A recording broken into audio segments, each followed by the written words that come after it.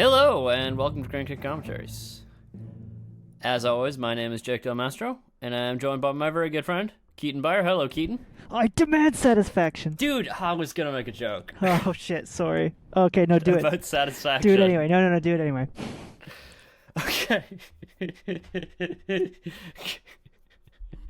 Okay. So, well, now it's weird, but okay, let me do it. Okay, so, if you listened to the first episode and you weren't satisfied, well, we're coming back at you with 2 more episodes about Barry fucking Lyndon. This is part 2 of 3 for the first time, as we mentioned last week, and it's exciting. Yeah, so hopefully you will have satisfaction. Yeah, I mean, if not in part 2, at very least by part 3, I would hope that you are at least partially satisfied. So if you do not have satisfaction, please get in touch with us and we will do you. That's a horrible thing to put out there onto the airwaves, because someone will take you up on it. That was satire. He was not serious. We will not. There's no dueling. We do not duel here at Crane Kick Commentaries. We settle things in the court of law. I don't know. And as the standing challenge to who did I challenge to NHL 94? Oh, Jay Baruchel. Jay Baruchel, that's yeah. Well, yeah, that we'll duel you in NHL 94. That is the extent. Okay. That's what we're willing to do. So this episode, in lieu of describing the film in 30 minutes like we did last week, let's describe what we talked about last week just a little bit, and then we can go into what we're talking about this week, and then we'll get into it, because there's a lot of stuff to talk about. Yeah, so just to refresh your memory, last week we talked a bit about what the movie's all about. We talked about sort of who is Stanley Kubrick, who is he, the director of the film, and sort of our thoughts on the movie to begin with, and then we sort of went a little bit through Kubrick's early film history, stopping shortly before this movie. Yes, we learned a little bit about his eccentricities, and then we talked about Star Trek as well, which we of course. But we're going to address those eccentricities a little bit more in this episode. So this week, we're going to talk about Stan the man a little bit more. As we said last week, it was a bit more of a biography-focused coverage. We're going to talk about his reputation a bit, and then we'll jump back into kind of the early pre-production period. Yeah, to many, he is sort of an enigma, I would say. Oh, yeah. He's sort of shrouded in mystery, and we'll hopefully attempt to clear some of it up. Some of it, yeah. Sort of. I mean, I listened to some of it, but you listened to several hours of interviews with the man himself. Yeah, which, to be clear, should not necessarily be considered a reliable source. No, exactly. I mean, that's the thing. People talking about themselves is rarely a fully reliable source. mean, in one sense, it's incredibly reliable, but in another sense, it's completely not. Yeah. Exactly, yeah. And I think both are very true in those interviews. Yeah. And I also watched, a bunch of interviews with other people talking about him and read some things, and, in the past I've heard other things, but we're going to try and kind of amalgamate it all here and talk a bit more about his reputation, which is specifically that he was difficult to work with, to put it lightly. Yeah. So I've heard some varying things on this. And so what my best sort of appraisal of what the situation is that it very much depends on who you are. Yeah, I would totally agree with that appraisal. I think that if you how should I say this? If you meet eye to eye with Stanley? If you met eye to eye with Stanley, I think people generally got along really well and enjoyed the experience a lot. However, if you didn't, you were either fired Yeah, or you either fired or did not enjoy the or the if you stuck it experience. through, your experience was pretty unfortunate. It Yeah. seems.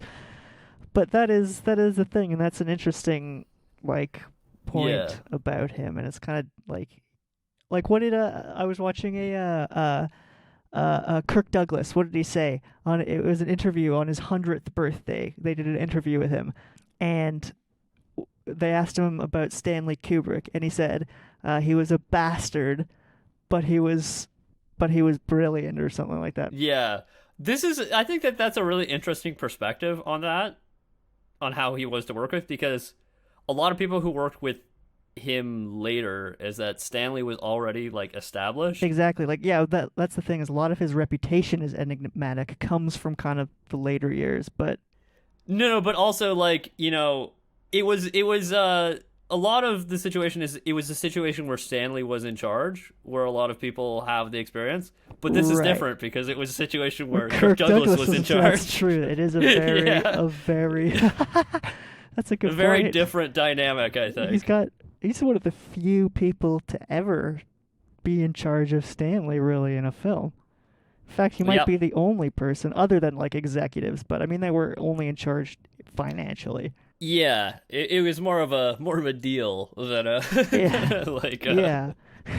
But yeah, the other example of that dynamic didn't happen, and the movie never got made. I'm talking about the Marlon Brando. Oh yeah, the thing we forgot yeah, to mention the last movie. week. Which I think we forgot to mention last week. Yeah, but, we could briefly touch on it now.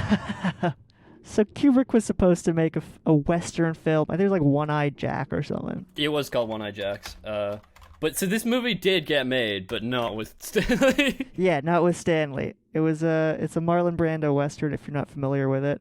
I don't think I've actually seen it. If I No, have, I don't it think I was have either. years ago. Essentially, it was supposed to be directed by Stanley Kubrick, Yeah.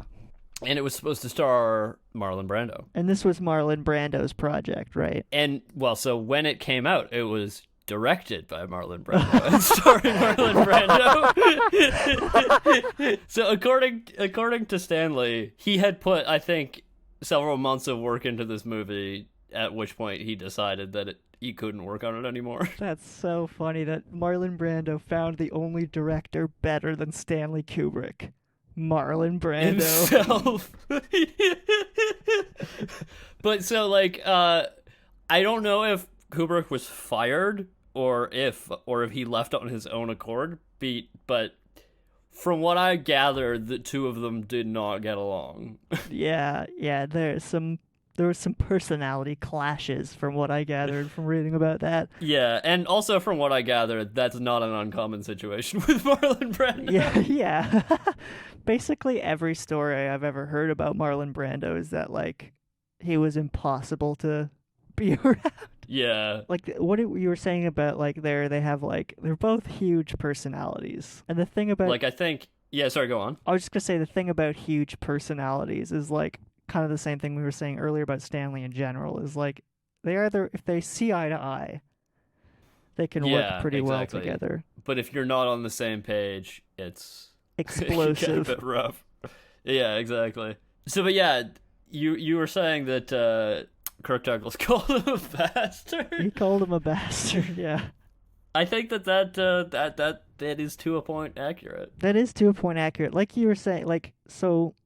On the one hand, we were saying people got along with him, but the most extreme version of the opposite case, like the other hand, he could be abusive. Like it's hard to say. This is a complicated story from a lot of ways, but the best example is the Shelley Duvall story, which we've mentioned before. But we'll talk about that a bit in a second. I just want to. There's like three major things I kind of want to go through. Just talking about Stanley, is like his. The three things are his a penchant for many takes, or his reputation for taking a lot of takes. The second one is people calling him a perfectionist and the idea of perfectionism, and the third one is the idea of Shelley Duvall. So let's start with the takes. Okay, and I do actually think that all three of these things are kind of intimately related. They are totally, exactly. I think that they go well together. I think. But yeah, Stan was infamous for taking if you're not familiar, he was infamous for taking dozens of takes, endlessly till he got them right, quote unquote right, I think. Yeah. I think so this is undoubtedly true. He did do a lot of takes. Yeah. Yeah, so Murray Melvin so Murray Melvin is in this film, Barry Lyndon, and he plays the Reverend. I don't remember the Reverend Runt. Reverend Runt, who looks perfect for a role in this film. His look is spot on. He's got a great face for really for that role. So he had a scene in this film. Is it the scene where he's getting fired? Yeah, it's the scene. Yeah, exactly. The scene at the near the end. He kind of. Yeah, it wasn't quite clear to me from the way he was describing it which scene exactly. I think he says at the beginning it's because it's a scene with him and the actress who plays Barry Lyndon's mom. Yeah, exactly. So that's why I thought it was that scene. So basically, he has to do this scene, and he keeps stumbling over the words "her house" instead of saying like, I don't know, her house. I probably can't do it. Her house or something like that. But and so Stanley really needed to make sure that it was her house. And so eventually he got it. And then he did something that Stanley liked or whatever, and then Stanley said, "Okay, do that again." Right? Yeah. And then they just kept going on like this for how much? 70 Well, he said initially they did 57 takes. Sorry, 57 takes. Yeah. It was just a long speech about my outrage about how she was treating Lady Lyndon. And on the first few takes, I stumbled the lines because I hadn't had them very long from Stanley. About a week, and I still hadn't got them. And I missed the two words "in her house." And because of the nerves, I kept saying her house. I didn't get the double H. Her house. I didn't separate. And so on and on. And then I gradually got it about take 20. And then Stanley decided that perhaps I'd done something that he liked, and so he'd change it. And so I incorporated the change, and he carried on, and we were to take 56, 57. And after the 57th, I went, "Oh, Stanley." "What's the matter, Murray?" I said, 57 takes? "Why, what's the matter, Murray? Do you want a break? Do you want a break?" I said, "Yes, please. Go and get some coffee. We'll have a break." And so I said to him, "Now, Stanley, what am I doing wrong?" "Nothing, Murray. Nothing." So I said, "Well, are we going to do more?" He said, "Yeah, have a cup of coffee." So I went and had a cup of coffee, had a 10-minute break. Okay, back. And what he did was, unbeknownst to me, I didn't know. So we're standing by, the Kappa boy comes up, and what Stanley had done was change the slate number, so we went back to take 1.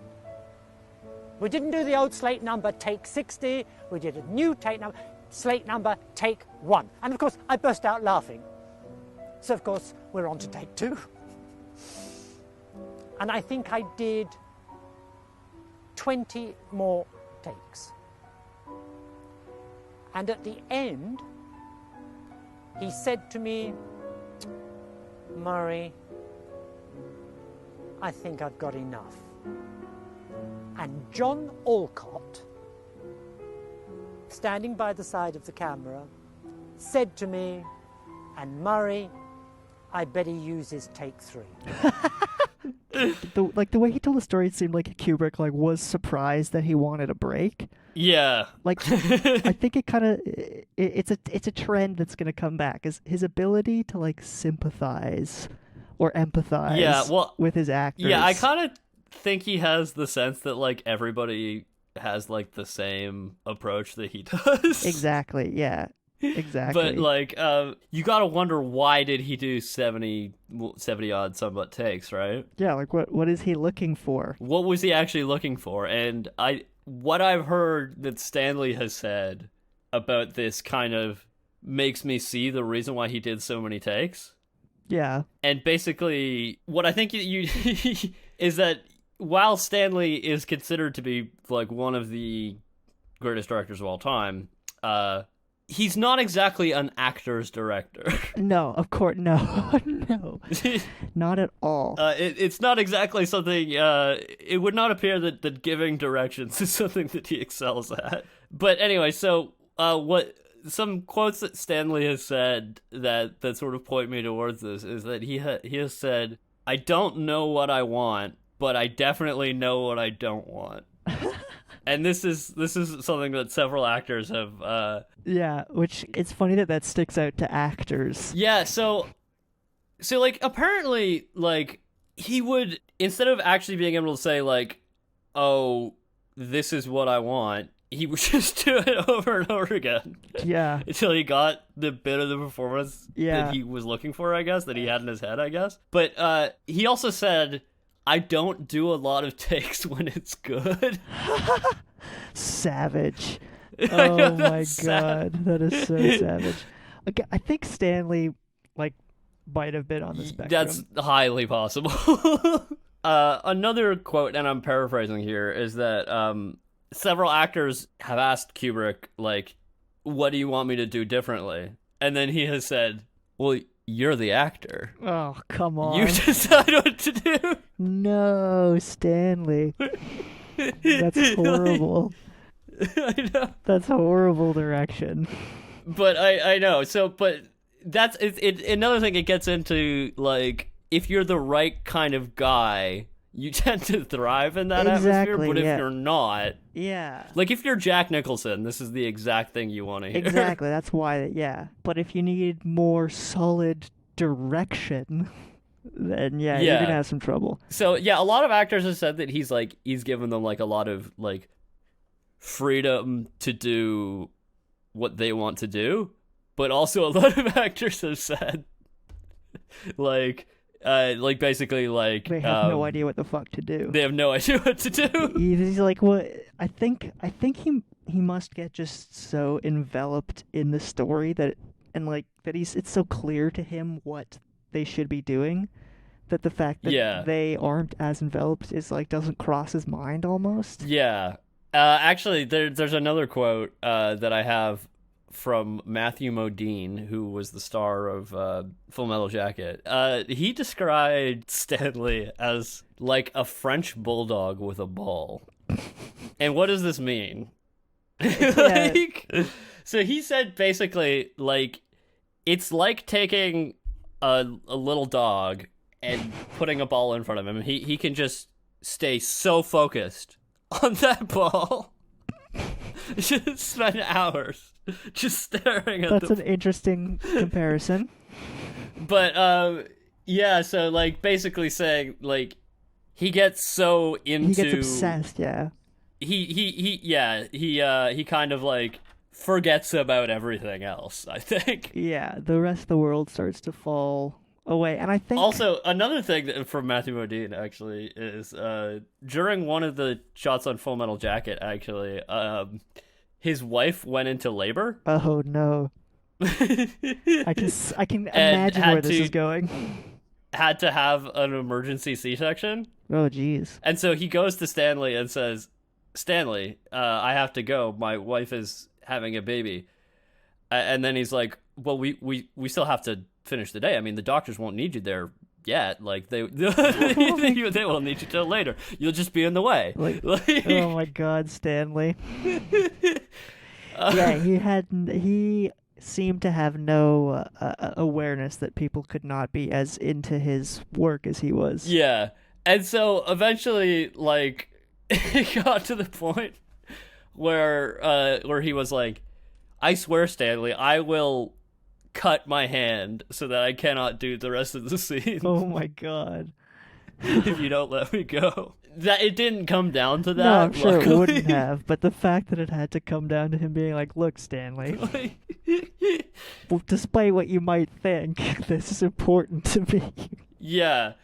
And the funniest thing is that everything that Matthew Modine has said about making that movie is all so positive. Yeah, it's true. It is true. It seems like he loved the experience, but somehow, like... He's a bit strange, though, from what I've gathered. But yeah, he did a lot of takes. He did a lot of takes. The longest one, I think he has the Guinness Book of World Record for most takes, was the baseball bat scene from The Shining. Took 127 takes, which is Jeez. Unbelievable. He actually... Okay, one more thing about this, because it's another thing that he said about why he thinks that he does a lot of takes, and it has to do with lines. With lines. Apparently, so Stanley's standard for what knowing your lines means is apparently much higher than most people. Interesting. Like, in the sense that, I guess, you have to know more of your lines? No, according to Stanley, knowing your lines means you don't have to think about your lines. Oh no. Stanley, why can't everybody else do their job as well as I do mine? I know. But so he was saying that, like, apparently he said that there was a tendency for British actors to do what he thought was a better job at knowing their lines, because the school of acting in Britain apparently starts with the words and then goes into the character, as opposed to the American school, which is the reverse. Right. That's kind of interesting. I'd like to explore that idea more at some point. That's interesting. Yeah. But yeah, so he had a very high standard for what it meant to know your lines. He really liked the English, huh? Like...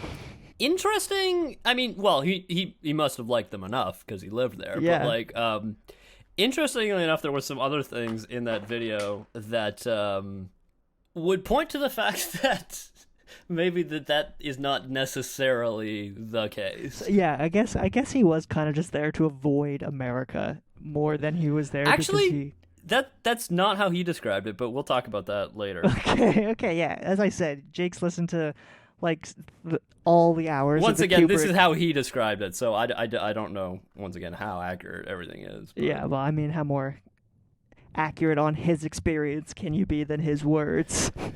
I guess, well, you can't know, really. Exactly. So, a lot of people would say that somebody who does a lot of takes and tries to get it right, for sure. What would you call that kind of person? A maniac? It's not the word I was going for, but... A perfectionist, perhaps? Yeah, I think that's what you might call them. But I think Stanley might have actually preferred the term maniac. I'm sure he would have actually preferred the term maniac. He really hated the term perfectionism, didn't he? Because it was applied to him a lot. Yeah. It was used to describe him, like, quite often, so clearly he had an opinion on it. Yeah, so in his own words, he says, perfectionism is a convenient journalistic slant used to get at me, comma. If you try to do something, you try to do it as well as possible. Yeah. I don't waste money and I don't waste time, but I try to get it right. My films don't cost a lot, and they've all been successful. No company has ever been hurt by any of them, and some of them have made a lot of money. That last bit is kind of a good point, if it's totally true. I don't know if it's entirely true. I have to look into it. What, that his films don't cost a lot of money? No, that no company's ever been hurt by any of them, because I think... Oh... Clockwork Orange, you could make an argument that it was a bit damaging in the UK. I don't actually. I don't know what the. But again, I'd have to look into that. But that last bit is big if true. But like he doesn't. The argument that you could say he wastes time and money, but I guess it's not wasted if his films are successful. Successful and good. And good, yeah, exactly. Like I think, like once again, like there's no way to argue with like his movies are fucking great. Oh, they're fantastic. I mean, yeah. you can argue with it. Oh, I'm but, sure you could, and tons of people do. I'm sure there may have been a way to do this with a little less. How do you say? A little bit less of an arduous process may have been possible. Yeah, I think he definitely made things harder than they needed to be in a lot of ways because of his process. But how you can separate his process from his product is that's a bit I mean, difficult. once again, it's hard to say. Like, if a different person did it a different way, it would have turned out different. Of course. Right? The more I've learned about Stanley Kubrick over these last the last couple of weeks we've been looking into this, because I didn't really know very much about Stanley before this series here. Like, I knew a bit, and like we've talked about him before, Right. but like, I mean, mostly just from his films. Right? Exactly. But honestly, the more I learn about his process, the less I would call him a perfectionist. No, I know exactly. Like, the farther away from that it gets. Yeah. He's trying, as he said, he's trying to do it well. Let me kind of, wade in a little bit here. Yes. And speculate. Oh, fuck yeah. But why I think he had such a problem with this term Uh-huh. is because I think that there is some stuff that made it into the movies that he was probably really unhappy with. Yeah, you're probably right. And how can you call yourself a perfectionist is his process, is what I think he's thinking, if I allowed this to happen. Yeah. Clearly I'm not a perfectionist. My product then, isn't right? perfect, so therefore I am not a perfectionist. I allowed this to happen, you know what I mean? Obviously there are certain things that he didn't do for reasons of, like, budgetary or time limitations, Yeah. right? Exactly. And actually, well, I mean, we're going to talk about that later. Sweet. Clearly, you can't really call him a perfectionist. Like, for example, there's actually one scene in Barry Lyndon where you see a light in the shot. What? Yeah. Are you serious? I'm serious. I'm fucking serious. In a Stanley Kubrick film? There is a light in the shot. What shot is it? That's insane. It's really subtle, and it shows up for, like, a frame. Like, it's there. It's there. If you freeze frame there, you can see it. Somebody found it. Another example I could think of from 2001: A Space Odyssey, where this is a really famous goof, I think, because it's something that he caught while he was in editing, and he tried to fix it. Oh, right. So what happens is that in 2001: A Space Odyssey, there's a scene where they're talking to the Russian scientists. Yeah. And so there's this woman who's a Russian scientist, and she has a blue sweater next to her, like on her chair or whatever. Yeah. And then I think in the Y shot, or like when it changes shots, I can't remember the exact scene in my head, but anyway, when they show it from a different angle, that blue sweater's gone. Oh no, that would drive me crazy too. So actually, interesting thing about this scene is that Captain John Quinn is one of the scientists. Oh yeah, that's fine. That's right. But anyway, yeah. So what was I gonna say? So he dubbed in, like, as if it was coming from the intercom. A blue sweater has been found. Oh my god, that is insanity. Because clearly he couldn't let that go, right? Oh.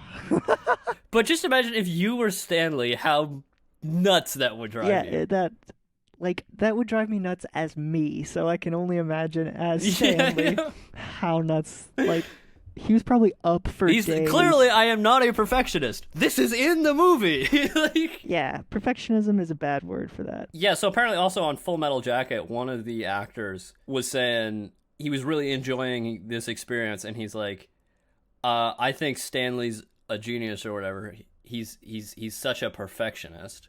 Oh no. And Stanley heard this, and he asked the actor to come to his trailer or whatever. Oh no. Which is, I think, if Stanley Kubrick asks you to come to your trailer, come to his trailer. That's not a good thing. That's not a good thing. It's like going to the principal's office. And he says, "Let me get this straight. I'm not a perfectionist."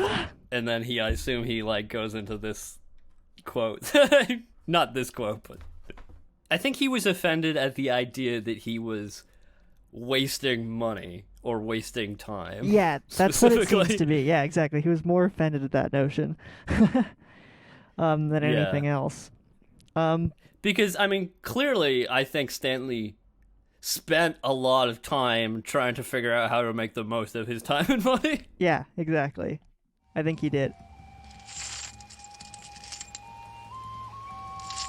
There must be 20 guineas in gold here, Father. Well, well, well. You seem to be a very well set up young gentleman, sir. So should we move on to Shelley Duvall here? The final bit here of this. Yeah, so this is a really, I think, an interesting story. I'm not sure. It's certainly a story of Stanley being a jackass, like being an asshole. Yeah, from what I gathered, it seems like Kubrick himself was extremely cold to her and basically ignored her the whole time. And you can see that in the behind the scenes footage. Just how he Yeah, there is a behind the scenes movie. Yeah. That has a lot of the shots from Kubrick and Shelley interacting, and some interviews with Shelley Duvall as well. Mm-hmm. But apparently he also instructed everyone on the crew not to give her encouragement and stuff, and to also be cold to her. He wanted. Yeah. So what I'm wondering about this is was he trying to do a thing to was he trying to elicit something from her Yeah, I don't know. Did he think this was going to help her performance? Was that the idea? I mean, that's what I think the intention in the rumor is supposed to be. What it actually was, what he's trying to do, who the fuck knows, right? Yeah, I know, exactly. In his mind, he could be doing any one of a billion things that we'd never be able to understand. Yeah. Not necessarily in he's a genius way, just in a he's a... No, I mean, clearly, this seems to have been unwarranted. Yeah, that's what it seems like. Somebody said she was treated as if she wasn't there. Yeah, and she was kept in the dark about a lot of stuff. Like the axe scene, for example, is apparently she didn't know that the axe was going to be swung through the door while she was in there. Yeah. That's one of the things that makes me kind of think he was trying to do a thing. He was trying to get right? the best fear out of her. Yeah. Exactly. Which maybe he was, which is, I don't know, I think that's a stupid way to make a... Yeah, no, there are so many other ways to do this. And I mean, that's what I think that, from what I saw about her talking about it at the time, is that it seems that that's how she saw it. She saw it, that he was trying to get the fear out, right. Yeah, he was, and she specifically said, he...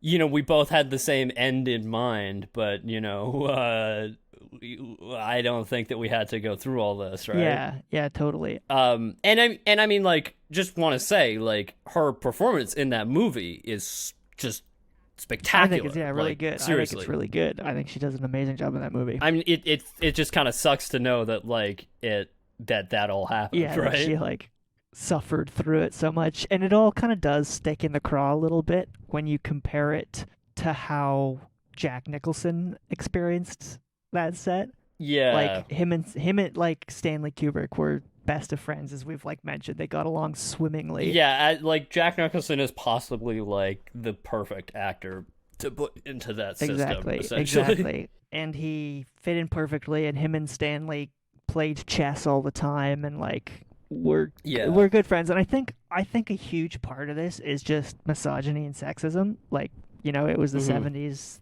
That's the film industry, as we've explored, has always been an extremely sexist place. But yeah, I mean, this is kind of all a side tangent aside from the film that we're talking about today, Barry Lyndon. This is all just about kind of, I think, as we said last week, I think his reputation and his biography is so wrapped into his films, and they exist in such a continuum that it's I think it's important to look at it with his reputation in mind. But yeah, but I think what we've kind of hit at here is that despite his sort of reputation as being a perfectionist, it seems that the behind the scenes were far more chaotic, at least.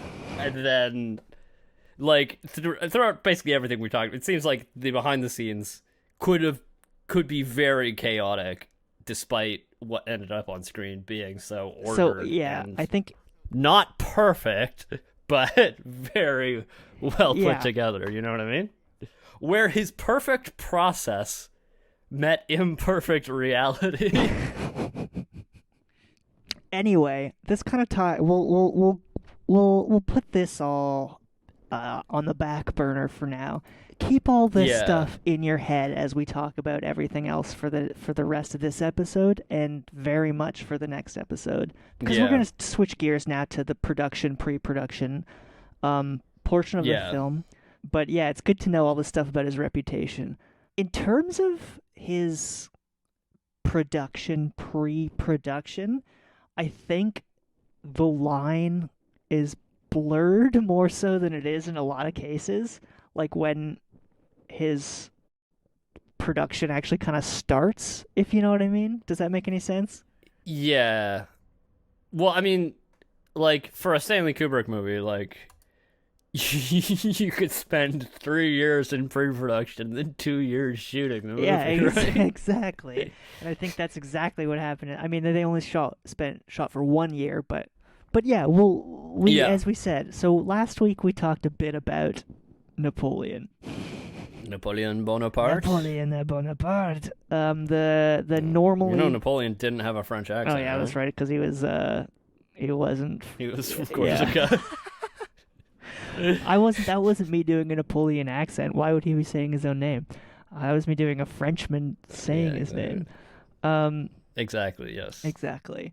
So, interesting fact is that Napoleon's accent would have sounded closer to modern day Italian.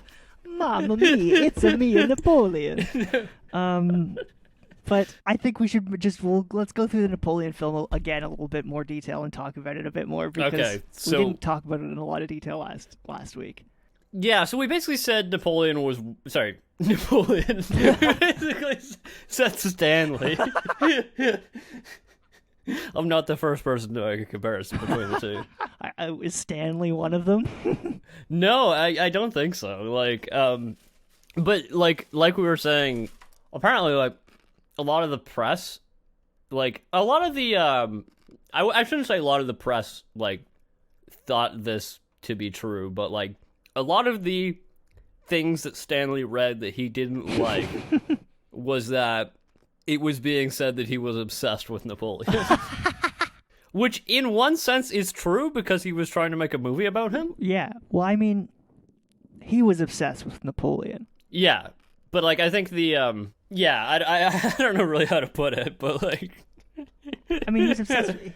Like, in order to make a movie like that, you have to be obsessed with Napoleon. To make a Stanley Kubrick film about Napoleon, you have to be obsessed with Napoleon. I think... Yeah, but I wouldn't say, like, as a matter of course, he was just obsessed with Napoleon. No, he wasn't already obsessed with Napoleon. I think he became obsessed with Napoleon in the process of making a Napoleon film. In order to make this movie. And I think that's how he worked with everything, though. Like, he became obsessed with Planck to do whatever. You know, that's kind of... That was his process. And that's how we got what we saw. Exactly. In terms of obsession, he watched every Napoleon film that was ever made. And thought that they were all bad. Yeah, he said they all sucked. Which is one of the reasons he wanted to make a Napoleon film. Yeah, exactly. And he read, I assume, dozens of, it didn't say specifically how many books. He became an expert on the 18th century. But we'll talk about that a bit more during the production. The degree to which he became an expert, because it applies there too. It applies? Yeah.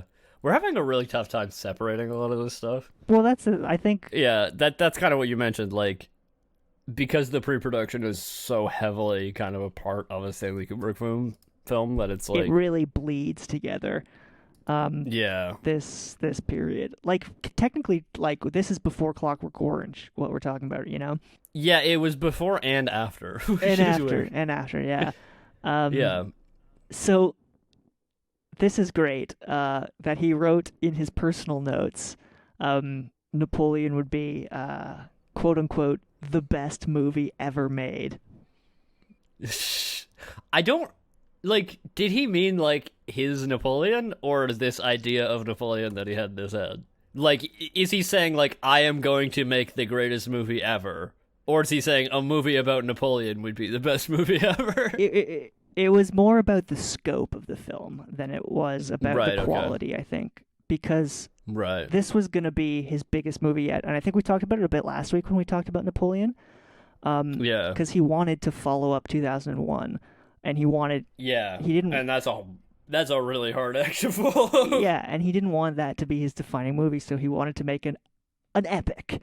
And once again, this is I think getting into his head a little much, but still, that's what we do. That's what we do on this podcast. Yeah.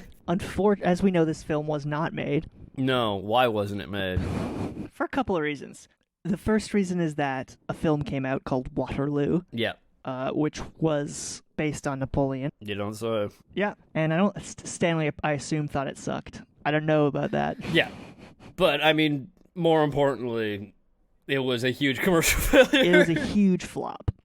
Yeah, and that made his studio, I believe it was Warner Bros. Yeah, sweat a little bit. They were antsy about it. Yeah, they didn't like that Waterloo flopped, and then on top of that, you've got Stanley Kubrick like making deals with the Romanian army for like 400,000 soldiers, and they're like pulling their collars at it, being like, "How much is this gonna cost, Stanley?" Yeah, and as Stanley so much likes to point out, his films don't cost a lot of money generally. Generally, but this one was looking to be pretty expensive for the time, so they pulled the plug on it. Yeah, and he wait, did they pull the plug? Yeah. Okay, because it wasn't clear to me whether or not Stanley just gave up, or if he...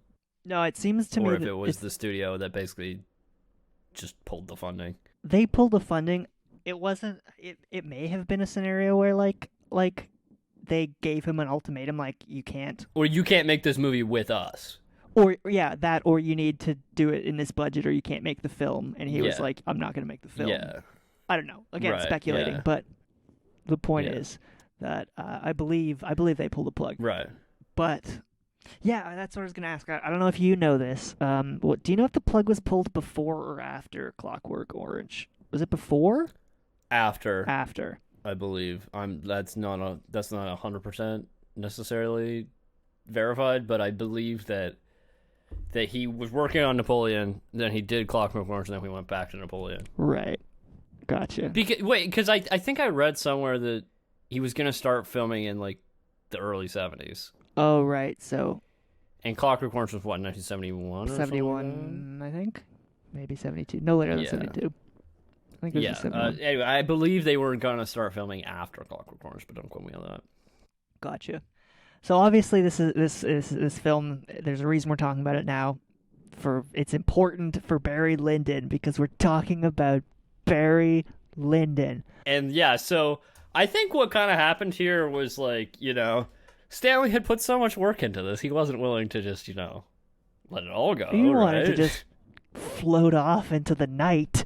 Yeah, exactly.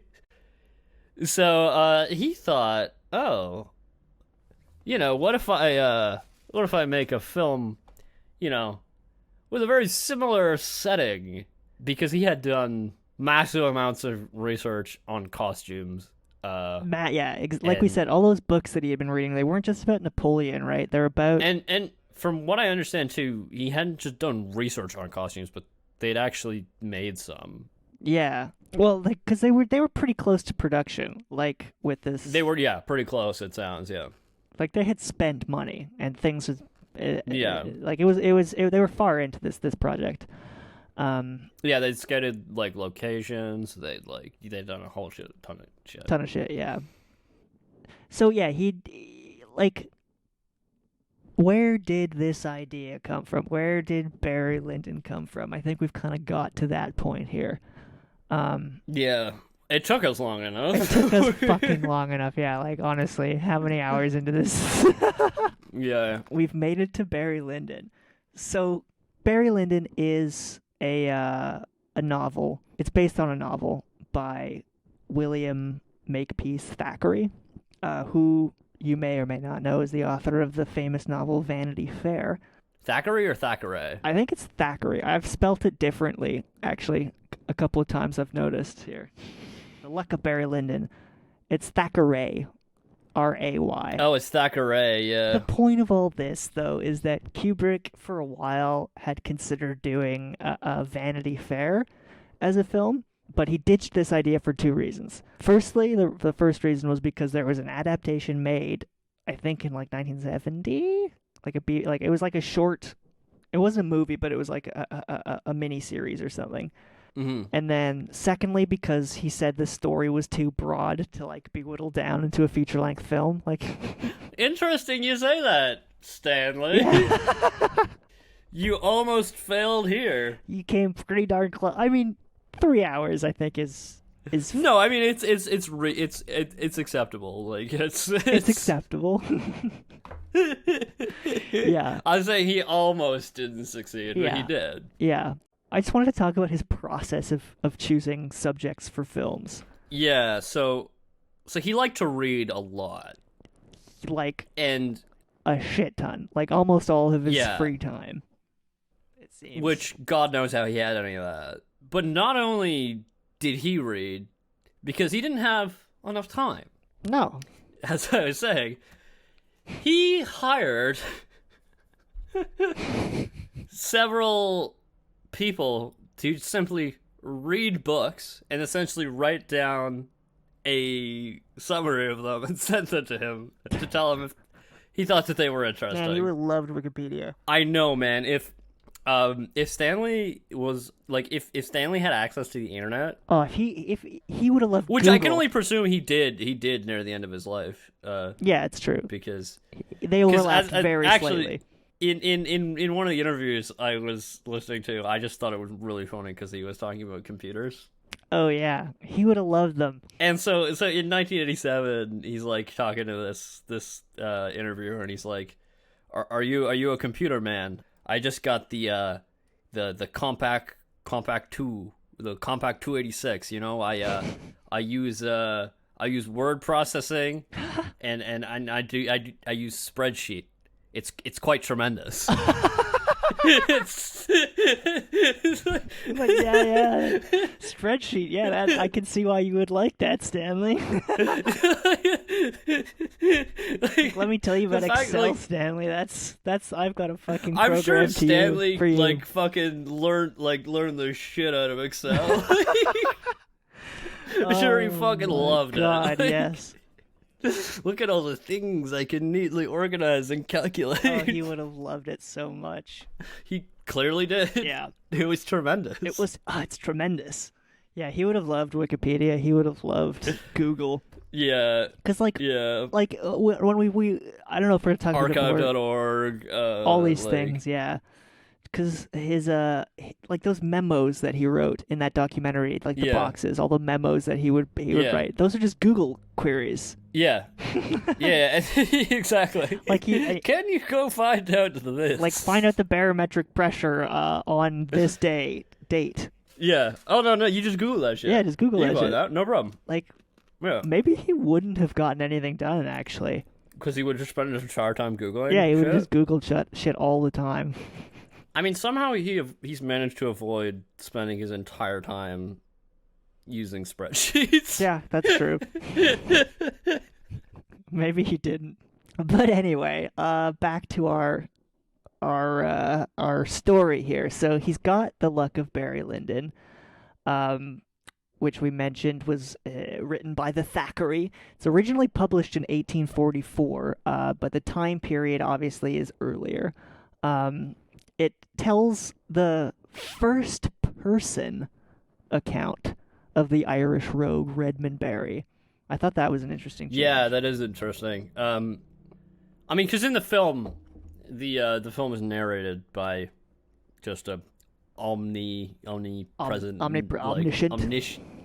omniscient narrator. Yeah, which is an interesting choice. And because in the book, although we do follow Barry's perspective, but still, it's we definitely don't hear the story through Barry. No, or Redmond. Exactly. And I think in the book he's supposed to be an unreliable narrator. Yeah. Which I mean, from his character, you can gather like, that much. Yeah. And it's more or less the same, generally. Yeah. Generally. But the end. Yeah, I mean, Stanley. If you look at like every one of Stanley's films that are adaptations of books, like they almost invariably have like a major difference from the source material. Yeah. Are all his films adapted from books? Because 2001 was. I don't think. No, 2001 was not adapted from a book. Actually, it was based loosely on the Sentinel, though, wasn't it? Or no, it was like written concurrently or something stupid No, because like that. I read the Sentinel. Actually, because it's a really short story, you could actually read it. I actually had time to read it. Oh, I see. But no, the Sentinel's actually like it's sort of inspired like the.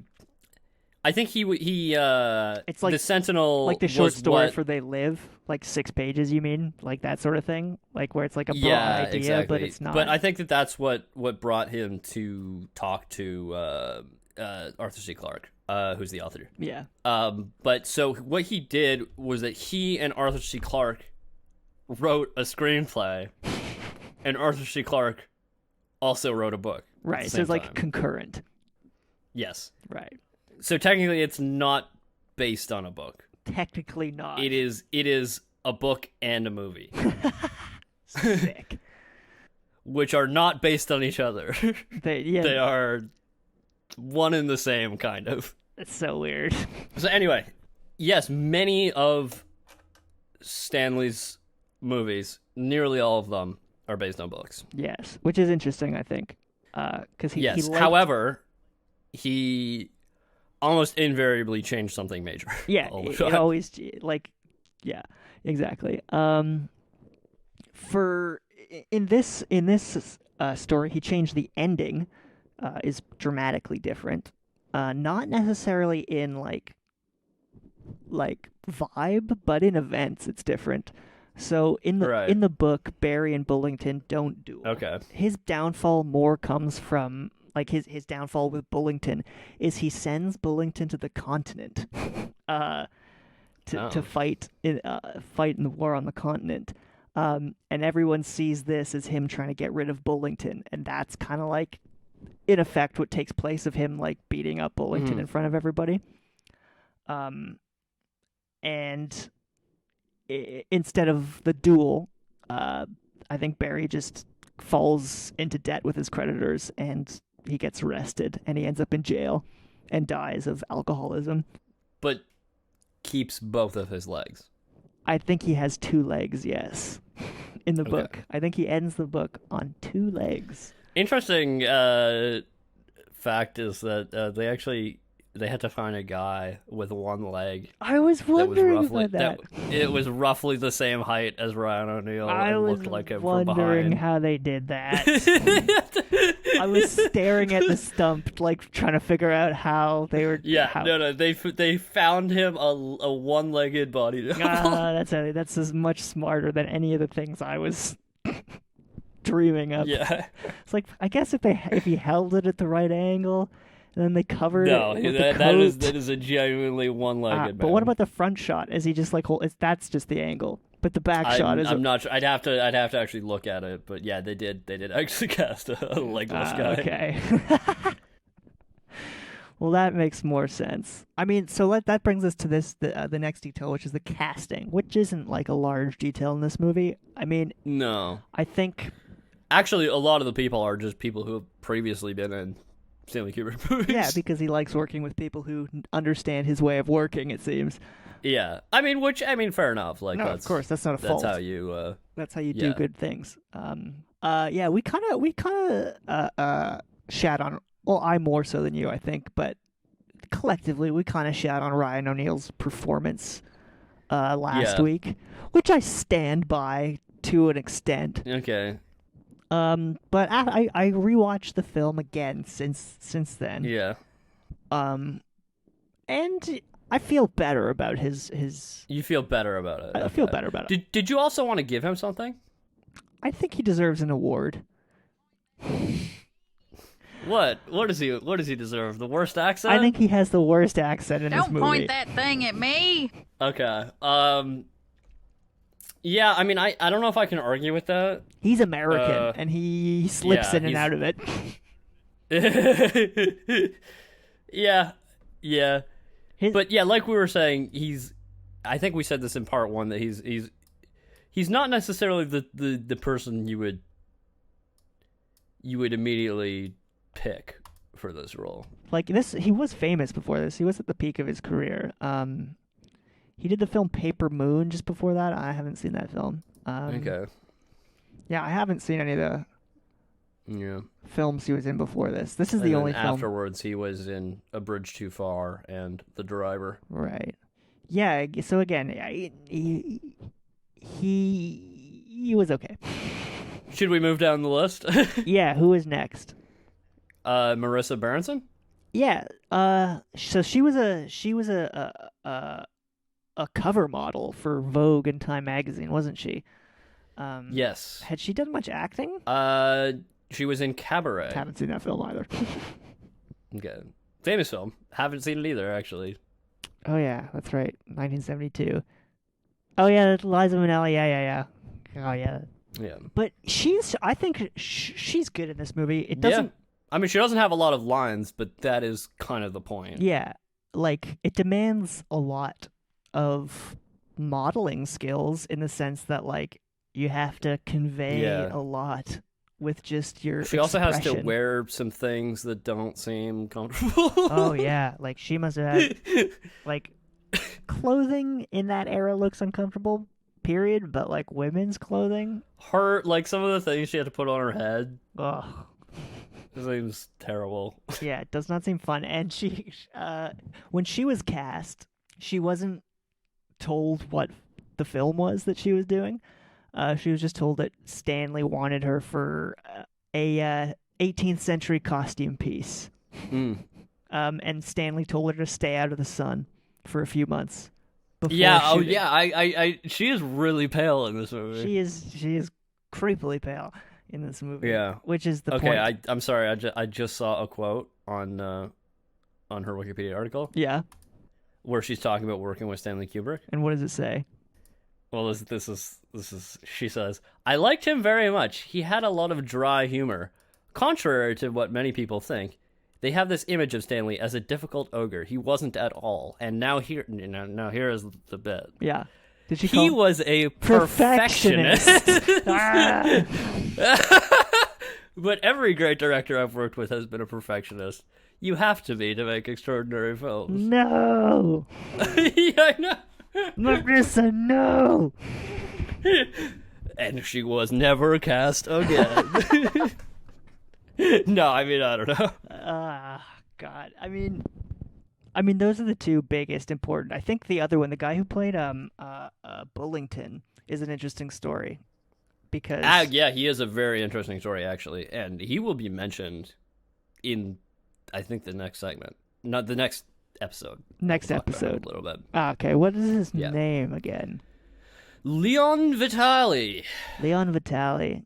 Yeah, so Why he's interesting is not necessarily just because of his role in this film. Yeah. But obviously, he's a pivotal role in this film. But the fact that basically after this film, he became Stanley's, like, assistant. yeah, and like he became his personal assistant and like casting director for his later Yeah. films. It's just interesting. Yeah, I mean, we'll talk a little bit about him later, but like, Yeah. he's definitely still, like, very much involved with, like, the Lyndon sort of whenever all the business part of, like, because I mean, obviously, like, you know, there are still, like, Blu-rays and stuff that come out and stuff. So Yeah, he I almost is called the sorta- the Kubrick estate the Lyndon estate. Yeah, so he's involved sort of with the estate and doing the business things right Right, now, right. I think. Yeah. But I mean, I don't know if he still is, but he was very recently. Right. So Stephen Burkoff we actually mentioned previously. Hardy Kruger. I don't know if we really have much to say about him in regards to this film. I thought he was really good in this film, but he is an interesting fellow. He's an interesting fellow, you say? Yeah. Why? Okay, so he was in World War II Oh, really? on the German side, Oh, really? and he was conscripted. And I don't actually know where this I don't want to like wade too heavily into this because but apparently at some point he was ordered by his superiors to kill a group of American soldiers, and when he refused, he was sentenced to death for cowardice. Jesus Christ. But then apparently another SS officer stopped the order. He was 16 years old at the time. Yeah, 16-year-old Kruger was ordered to kill a group of... wow. So apparently later he essentially deserted and I guess defected to the other side. But yeah, and then after all this, he got his career started in Hollywood being an actor. Captain Pottsdorf. Actual former Nazi. Interesting. Yeah. That's a weird detail.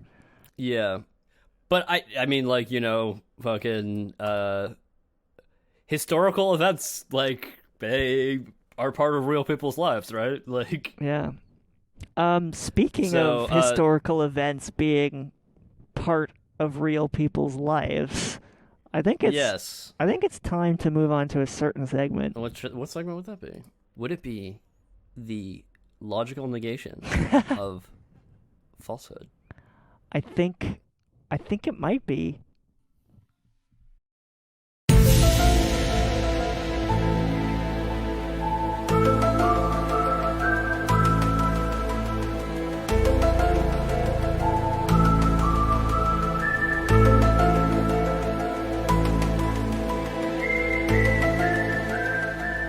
All right. What do we have today, Keaton? So let's talk about the Illuminati. No, I'm kidding. Oh, God, I'm really? Kidding. No, I'm kidding. Are you going to talk about Scientology or QAnon? No. No, What not about the this moon week. landing? No, God, no, not this week. We could talk about the moon landing for 1 second. Essentially, there is a pervasive rumor that Stanley Kubrick faked the moon landing. Which is nonsense. Yeah, because has Stanley Kubrick... Yeah, we did mention this Oh, on we the last did, podcast. yeah, totally. Yeah, but had he done it, it would have looked a hell of a lot better. Yeah, exactly. Suffice That's to say. the point, is it would have looked better. But that is not the truth for this episode. What is the truth? So last week, Jake, this truth hinges very much on you. Oh, God, does it? Yeah, it does. Do I have to recall facts? No. Don't worry. Okay, well, can I get some water first? So last week, you made a little statement. I made a statement. You made a little statement. Okay. I'm concerned. I think I even actually cut it out of the podcast, but I'm referencing it still. I'm using it for this truth. Did I say something incorrect? Well, let's put it this way. Barry Lyndon, as we all know, Redmond Barry, is a veteran of the 7 Years' War. Yeah? He made a statement, let's just say, Okay. that this was an inconsequential war unless you lived on our continent. Okay. I said it's not that important. Yeah, that's what I said. You said it's not that important. So this truth, we're going to explore why the 7 Years' War was relevant besides to just those of us on this continent. Okay. So and I think what I said was that the 7 Years' War is the reason why this podcast is in English and not French. exactly what you said. Which is true. Every European conflict is so fucking complicated that, as you said, it's the reason that the podcast is in English, not in French. So, assumedly, that means that it's a conflict between our good old friends, the English and the French. But as Barry Lyndon taught us, Prussia is Oh, also... there are the Prussians in there as well. The Prussians are And the also... Austrians. And the Austrians are very important. And I would argue, in Europe, Prussia and Austria are far more important to the 7 Years' War than England and France. So, hilariously, for a long time in the early 18th century, Austria and England were allies. Right. Conversely, Prussia and France were allies early in the 18th century. So then there's this event. It's known as the Diplomatic Revolution of 1756. That's an interesting way of putting that. It is an interesting way of putting the fact that Prussia and Austria just fucking switched. They switched sides. Yeah, they just switched sides. Okay. They were just like they were just like, actually, I'm gonna go with England, and actually, I'm gonna go with France. So they switched sides. Is there a reason why, or is that too complicated? Presumably, there's a reason why, but like, is that too complicated to explain? This says it was triggered by a separation of interests. Okay, that's a interesting way. Yeah, it's really fucking complicated. But basically, Austria didn't think that Britain had its best interests in mind anymore, and the same was true with Prussia. So they switched, and then Prussia invaded Austria, and that's what kicked the whole darn thing off. Okay.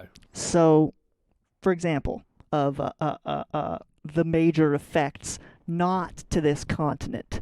So you're saying in Europe? Okay. So Austria and Prussia came out of this war all the better for it. Prussia particularly.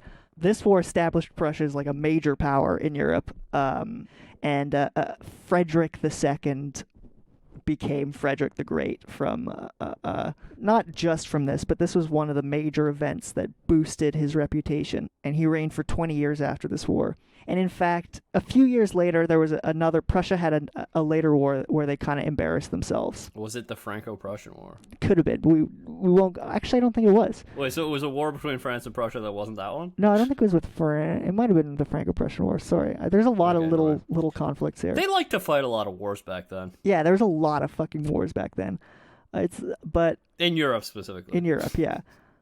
But the point is, like, right after the 7 Years' War, people were, like, enamored. They thought Prussia's military power was, like, on some next level of genius. So European military, like, academics from across Europe flocked to Prussia to try and learn about their military might, which is hilarious because, again, they got totally smoked, like, 20 years later.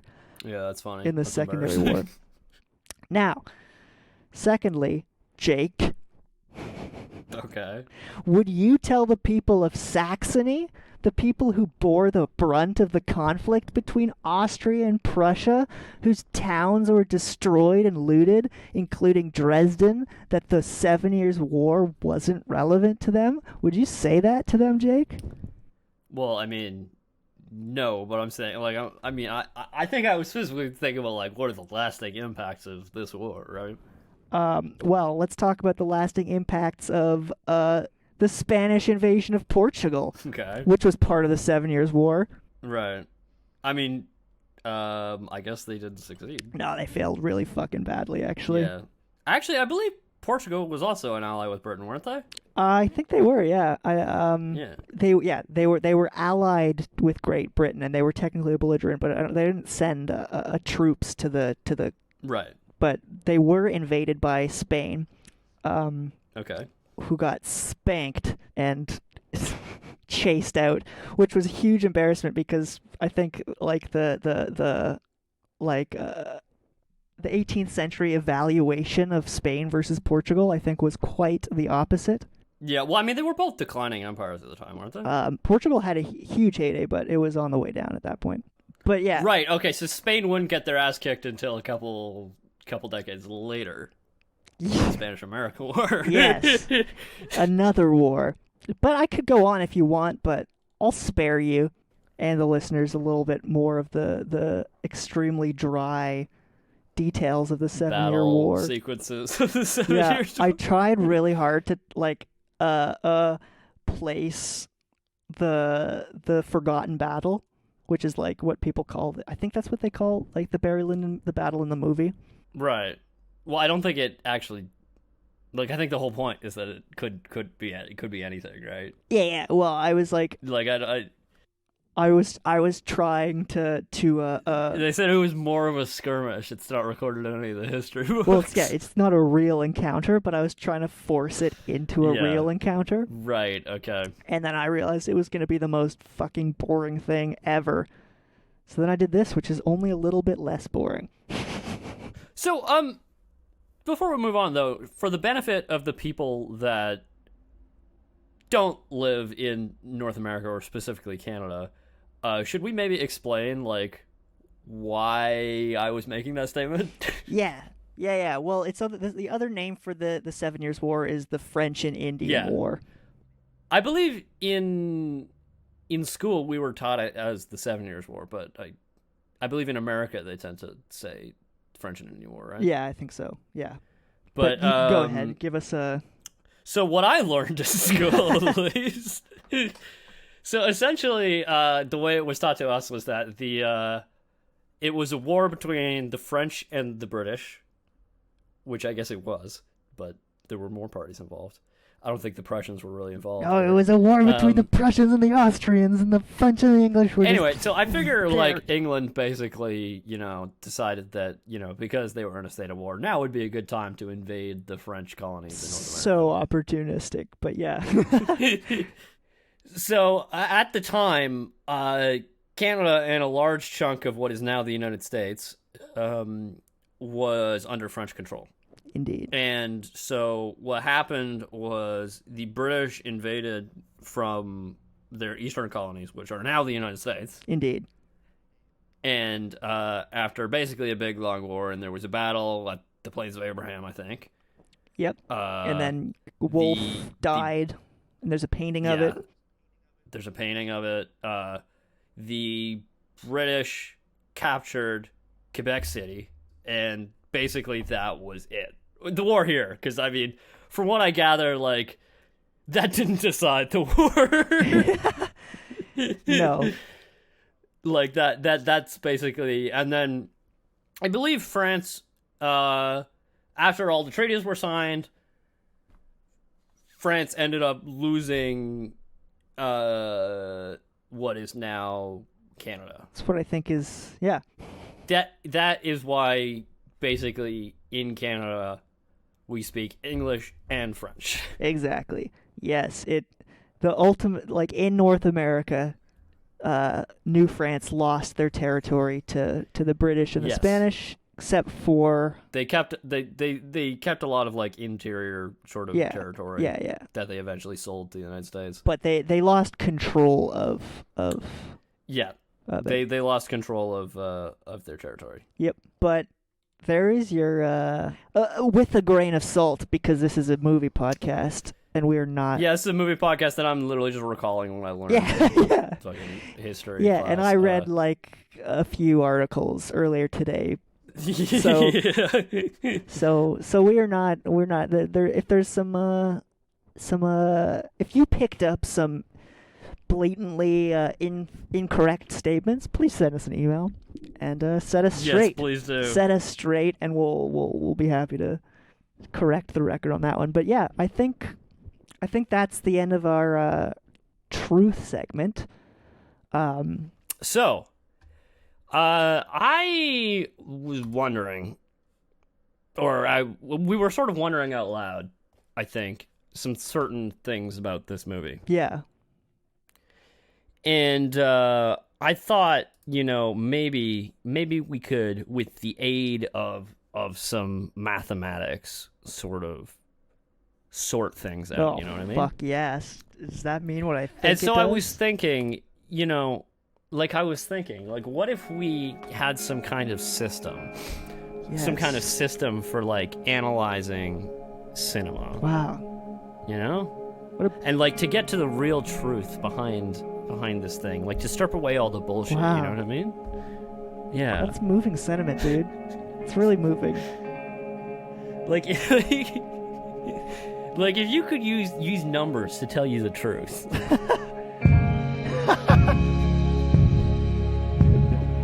What would that be? So, This segment is a segment we like to call Cinemetrics. Yes. It shows up every once in a while whenever we have something interesting to point out about this film. Something worth metricing. And I'm gonna do the math. Sorry, I need to grab my other computer because there's so much math. Let me just open up my calculator here first because I'm gonna calculate some things in real time for us. Fuck. Oh, in real time. Wow. Yes, in real time. Okay, so we had wondered aloud how many times in this movie do they say satisfaction? Did you find out exactly how many times? Well, I happened to get myself a copy of the script. Oh, look at you go. And I found out that the number of times they say satisfaction is not even the most interesting part about this. Oh my gosh. Okay, go on. Okay. So in the version of the film that made it to the screen, Yeah. the word satisfaction in that way is said 10 times. Satisfaction is said 10 times. Okay, that's a lot. The word satisfied Uh-huh. is said 2 times. So we're at total of 12 in the satisfy, etc. department. And the word satisfy is said 3 times. So 15 total. Yes. And I believe if I do the math, that works. Wait, sorry. Doing the math. 1 second. All right, I'm punching the numbers. I somehow hoped that this would be smoother, but it is not. That is 0.081 satisfactions per minute. 0.1. 0.81. 0.081. 0.081. So almost 0.1. So we could round that up to 0.1. Yeah, we could round that up to 0.1. That is a satisfaction every 10 minutes. That Wait, let me actually find out how many minutes per satisfaction. So that would be 100.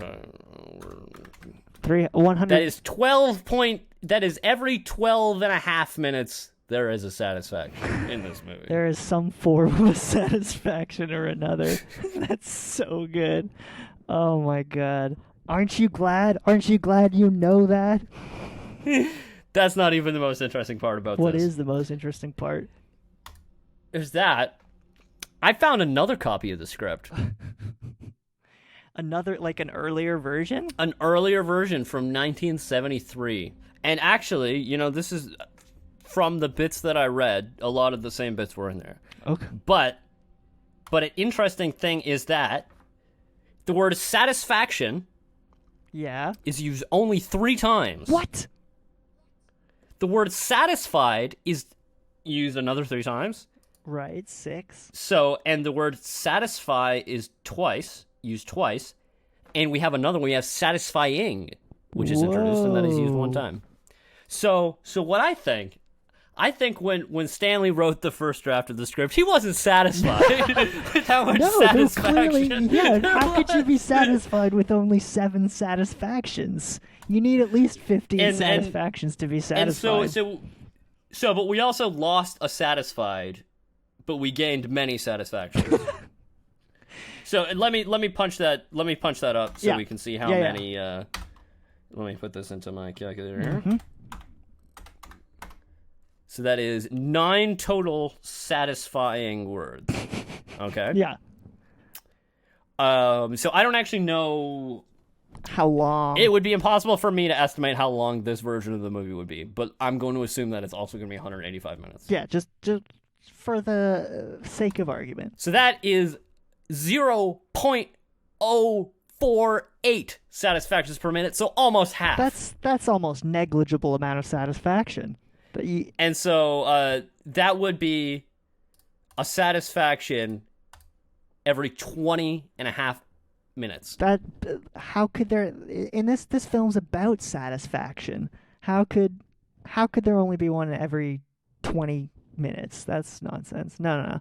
It's good. He made the right call by bumping Okay, up the satisfaction. I just realized I misquoted the number here that I calculated. I said 12 and a half minutes per satisfaction but it's actually 12 and a third. Sorry, my mistake. 12 and a third. God, my dude. Every 12 and a third minutes there is a satisfaction. So actually faster, less time. The satisfaction density quotient is satisfaction density is higher in the later script, as it should be. It's more satisfying. Every 12 minutes and 20 seconds you get satisfied in this film. However, I don't think that's the only way to break it up. No, I'm sure there's other ways. Because see, here's how we can do this. Okay, so there are also duels in this movie, right? Yeah, there's a couple duels. Now, because a duel is all about satisfaction. Well, you duel to get satisfied. Yeah, exactly. So, but my question is, how many duels are there in this movie? How many From duels? my count, I count about 4. Let me think. Do you count that about right? There's the first duel with Barry Lyndon's father. There's Barry Lyndon's own duel with Captain Quinn. There's Barry Lyndon's duel with the villain guy whose name escapes. Lord Ludd. Lord Ludd. Played by Stephen Burkoff. Played by Stephen. The sword duel. Played by sword duel. Yeah, it's a sword duel, but a duel nonetheless. And then there's the final duel with Bullington. Yes. So 4 duels. There is actually also a duel that does not occur, but is spoken about. And some of these satisfactions are in relation to that. Which duel is that? Okay, so there's this prince that plays cards with the Chevalier. Oh, yes. Right before he's about to... Yeah. And so then he's like, does he intend to does he intend to get satisfaction? To seek satisfaction, yes. Yeah. So my question is, should we count that even though it didn't happen because some of the satisfactions are explicitly related to that? I think the discussion of potential satisfaction... Or do we take those satisfactions but roll them over and then just use a smaller number of duels? I think they still count to the satisfaction debate, but I don't think... But do we count that duel? No, I don't think that duel counts. It's just a potential So we're still duel. going with 4 duels. That means that there are 3 3/4 satisfactions per duel. 3 3/4 satisfactions. So almost 4 satisfactions per duel. Which, would make sense if you're doing 3 rounds or whatever. I mean, that's 3, and then maybe 1 at the end if somebody's satisfied. That's huge. That's a huge amount of satisfactions per duel, considering there's only 2 participants in a duel.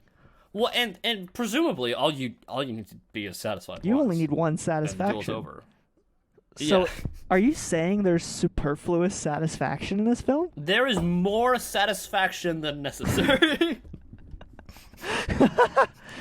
I mean, in another sense, there's almost no satisfaction in this film. Yeah.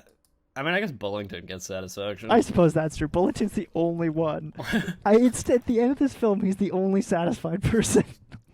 Yeah, pretty much. That was sick. So that's all I have that's sick. for today. That's absolutely fantastic cinemetric section. I am satisfied. Fully. You better be satisfied. I request no duel from you, sir. All right, I think that's it for the podcast. That's it for part 2. What are we talking about next week? Well, yeah. Well, next week we're going to talk about mostly the production. That's so because we spent a lot of time talking about pre-production and various things not actually related to this movie. Which sorry. Yeah, but we'll talk a lot about this movie next week. And we will have more stuff and more segments and yes, a lot of interesting stories. I think a lot of just cool anecdotes. I think a lot of we're getting into the good stuff next week. I think you shall be satisfied. I think so indeed. But don't go demanding satisfaction. Oh please, yeah. Again, if you demand So, satisfaction, NHL 94, that is our means of doing so. Yeah, so before we head out, we normally, in the last couple episodes, we've been shouting out people who listen to our podcast. Yes. I want to shout out people who listen to our podcast in the city of Toronto. Oh, fuck yeah. Wow. Because this has not happened yet.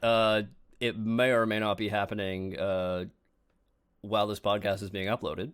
But oh, yeah, that is true. The Toronto Maple Leafs are about to go into a very hardcore series Absolutely, against yes. the Montreal Canadiens. Yep. And we have to get that karmic energy out there any way possible. We got to get that energy going. So, like, you know, we love all of you who listen to our podcast from Toronto. Go Leafs, go! Go Leafs, go! And screw the Habs. We also love our Montreal listeners. We like you. We just hate your team. Yeah. Exactly. So we'll be back next week. We might have to do like a little. We might have to address the game. I don't know. If it ends, if we don't get satisfaction. Yeah, if it doesn't end with satisfaction, we might have to address it. We might have to seek some from the Habs fans, but otherwise, no. Yeah, we might have to seek some into NHL 94. Yeah. I'm talking to you, Jay Barry Shell.